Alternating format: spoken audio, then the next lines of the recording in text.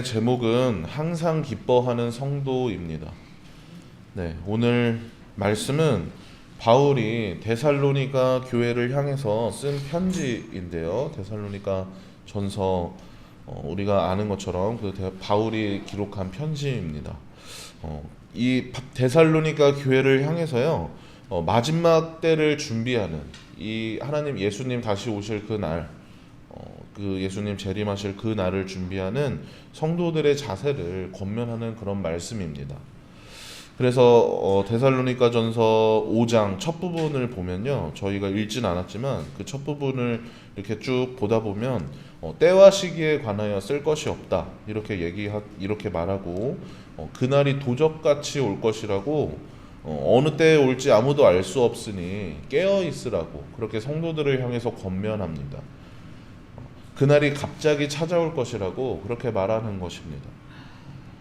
그리고 그러한 그날, 예수님이 다시 오실 그날을 오늘 말씀에서는 어떻게 준비하고 어떻게 맞이하라고 얘기를 하냐면요, 16절부터 22절까지 이렇게 얘기합니다. 기뻐하고 쉬지 말고 기도하고 범사에 감사하고 성령을 소멸치 말고 예언을 멸시 말고 범사에 헤아려 좋은 것을 취하고 악은 어떤 모양이라도 버리라고 그렇게 권면하고 있습니다.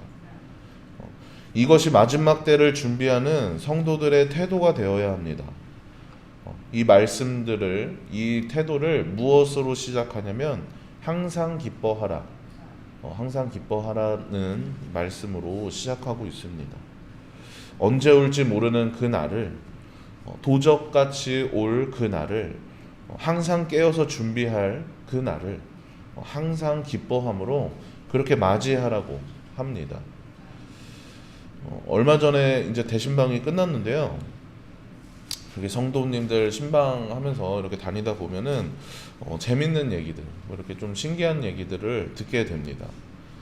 이번에 듣게 된 얘기가 태풍 루사 때 얘기였어요.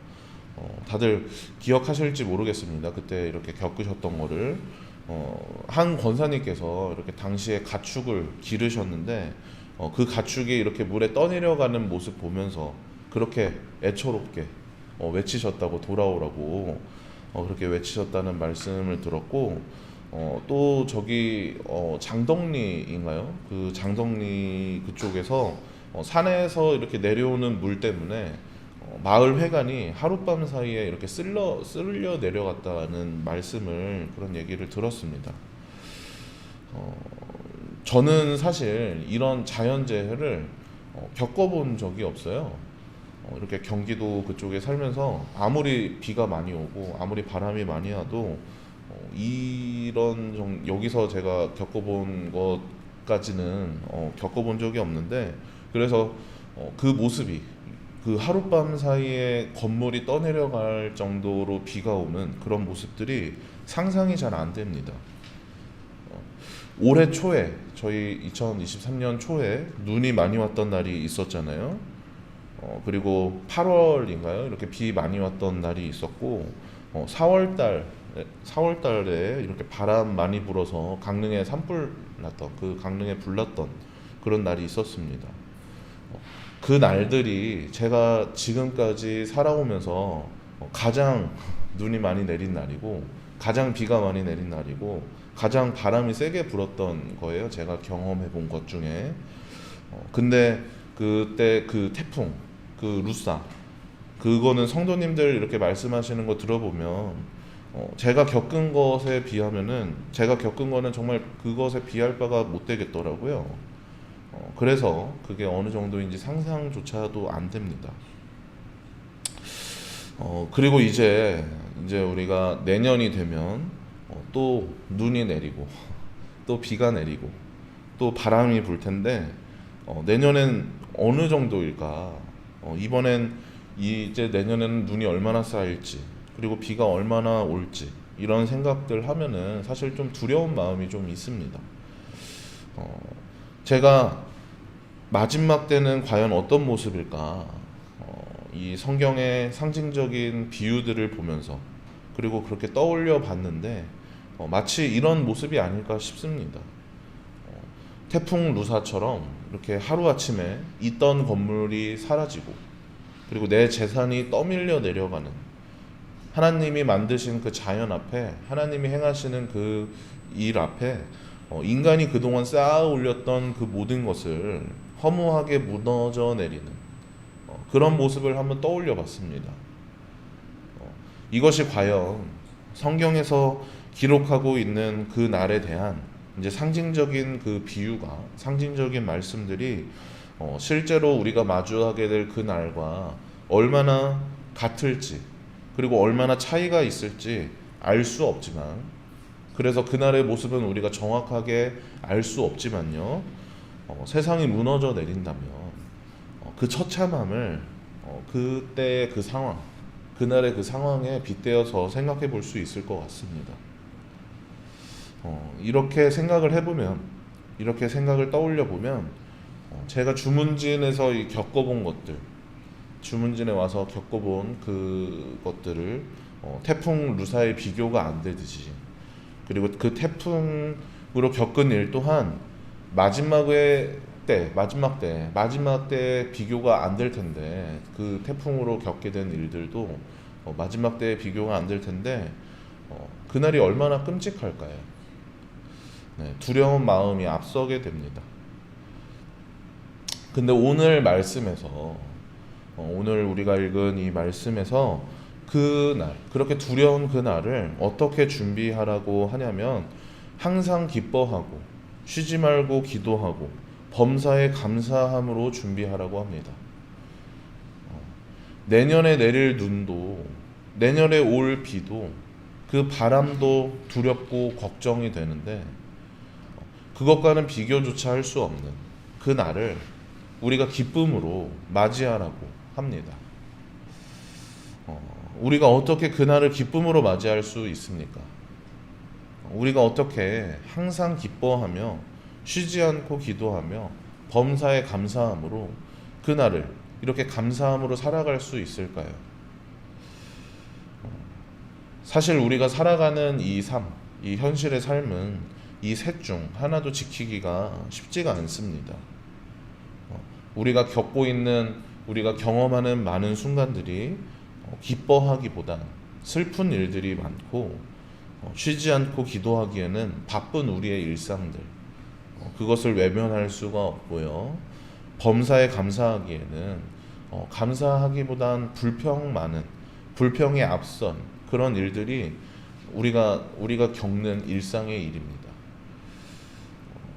저희 지난 다니엘 기도회 하는 동안 제가 이렇게 차량 운행을, 다니엘 기도회 하는 동안 차량 운행을 제가 했는데, 그러면서 이 여인식 권차를 제가 계속 태워오고 그리고 태워다 드리고 했습니다. 근데 이제 차에 탈 때마다 매번 하시는 말이 물가가 너무 올랐다고. 네, 많이 들어보셨죠? 네, 물가가 올라서 뭐 전쟁 때문에 물가가 올라서 살 게 없다 이런 말씀하시고, 그리고 길거리에 사람이 없으면은 물가가 올라서 사람이 없다고, 네, 그런 얘기를 계속 했는데, 이렇게 오르는 물가만 봐도 우리가 항상 기뻐하는 게 가능하지가 않습니다. 쉬지 않고 기도하기란, 그리고 범사에 감사하는 것은 불가능해 보입니다. 그런데 말이죠, 오늘 데살로니가 교회를 향해서 편지를 쓴 바울도 그러한 삶을 살았습니다. 항상 기뻐할 수 없는 삶, 그리고 쉬지 않고 기도할 수 없는 삶, 범사에 감사할 수 없는 삶을 바울 또한 살았습니다. 바울은 여러 번의 죽을 고비를 넘기기도 하고 수시로 감옥에 갇히기도 했고요. 고린도후서 11장에서는 뭐라고 얘기하냐면요, 자신의 경험에 대해서, 경험을 이렇게 쭉 설명을 해놨는데, 유대인들에게서 40에서 하나를 뺀 매를 맞았다. 그것을 40에서 하나를 뺀 매를 맞은 것이 5번이고, 채찍으로 맞은 것이 3번, 돌로 맞은 것이 1번, 파선을 당한 것이 3번, 그리고 밤낮 꼬박 하루를 망망한 바다를 떠다녔다고 하는데, 그렇게 그런 일들을 겪었다고 합니다.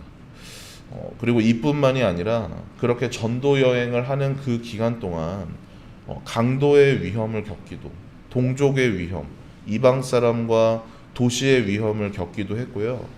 그리고 광야와 바다와 그리고 강에서 위험을 당했고, 밤을 지새우고, 그리고 줄이고 목마르고 추위에 떨고 헐벗고 하는 등 수많은 고난이 이 겪을 수 있을 만한 모든 고난을 바울은 그렇게 겪었다고 고백하였습니다. 살면서 이 중 하나도 겪어보기 힘든, 이 말만 들어도 경악을 금치 못할 그 수많은 일들을 바울이 겪은 것입니다. 그 모두를 겪은 것이죠. 그런 바울이 성도들을 향해서 권면합니다. 항상 기뻐하라고, 쉬지 말고 기도하라고, 그리고 범사에 감사하라고. 이 권면은 그냥 하는 권면이 아닙니다. 생사를 넘나드는 그 고통을 겪으면서 그것에 대한 경험에서 나온 바울 자신의 고백입니다. 비록 지금 겪는 일은 이 고난투성이지만 정말 쉴 새 없이 그 고난을 겪고 이후에 겪게 될 고난도 알지 못하는 그 항상 두려움이 가득한 삶이지만, 그래서 힘겨워서 포기하고 싶고 그만두고 싶고 모두 내려놓고 싶겠지만 마지막 때를 바라보며 그렇게 버텨 나아가라 하는 것입니다. 왜냐하면 그 마지막 때 주님이 이루실 그 날은 좀 전에 얘기했던 태풍 루사와 같이 세상이 무너지고 멸망하는 그런 날일 뿐만 아니라 하나님께서 이 세상 가운데 하나님의 나라를 완성시키시는 그런 날이기 때문입니다. 하루아침에 인간이 쌓아올린 그 모든 것들, 그것이 무너지는 그것에 초점이 맞춰진 날이 아니라요, 하나님께서 이 세상의 모든 죄악을 심판하시고 주의 나라를 온전히 이루시는 그런 날이기 때문에 그 날을 바라보면서 견뎌내라는 것입니다. 그렇게 그 날을 바라보는 신앙으로 살아갈 때 우리가 기뻐하며 그리고 기도하며 감사할 수 있습니다. 비록 내 삶은 생사의 고비를 넘어서고 수많은 고난과 고통을 겪을지라도 믿음으로 그날을 바라볼 때 기뻐할 수 있고 기도할 수 있고 감사할 수 있는 것입니다. 이 세상은 계속해서 우리의 현실을 얘기합니다. 그 현실을 바라보면 좌절과 그리고 절망이 끊이지 않는 그러한 세상입니다. 하지만 그리스도인은, 우리 예수님을 믿는 그리스도인은 믿음으로 하나님의 나를 바라보아야 합니다. 눈앞의 현실에 마음을 빼앗기고 시선을 빼앗기는 것이 아니라 언제 올지 모르는 그 날, 도적같이 이를 그 날을 바라보며 기다리고 기대하는 그런 삶을 살아가야 합니다. 사랑하는 여러분, 이 땅에 오신 예수님께서, 하늘로 오르신 예수님께서 반드시 이 땅에 다시 오십니다. 우리는 그러한 주님의 재림의 때를 기다리고 소망하며 그렇게 살아가는 그리스도인들입니다. 우리는 이 땅에 예수님이 오신 성탄절을 기다릴 뿐만 아니라 이 땅에 예수님 다시 오실 그 재림의 날 또한 기다리며 살아갑니다. 그 재림의 날을 기다리며 살아갈 때 항상 기뻐하며 쉬지 않고 기도하며 범사에 감사하시기 바랍니다. 그날이 언제 올지는 우리는 알 수 없습니다. 도적같이 이른다고 하는 그 날은 언제 어떻게 올지 우리는 모릅니다. 어떤 모습일지도 우린 정확히 알 수가 없습니다. 말씀에서 비유하듯이, 말씀에서 이렇게 기록했듯이 세상에 무너져 내리는 심판의 날일지, 그 내용들이 비유이고 상징일지 우리는 정확히 알 수가 없습니다.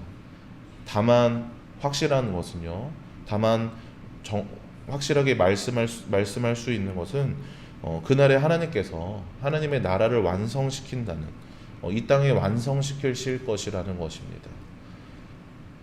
우리가 예수님을 통해서 맛보고 경험한 그 나라를 온전히 이 땅 가운데 이루실 것입니다. 그날을 바라보며 살아갑시다. 네, 우리는 그날을 소망하며 살아갑시다. 그리하여서 이 땅에서의 문제들로 일희일비하면서 흔들리지 말고 항상 기뻐하고 쉬지 않고 기도하며 범사에 감사하는 그렇게 믿음으로 살아가시는 여러분들 되시길 소망합니다. 네, 우리 아까 고백했던 491장 찬양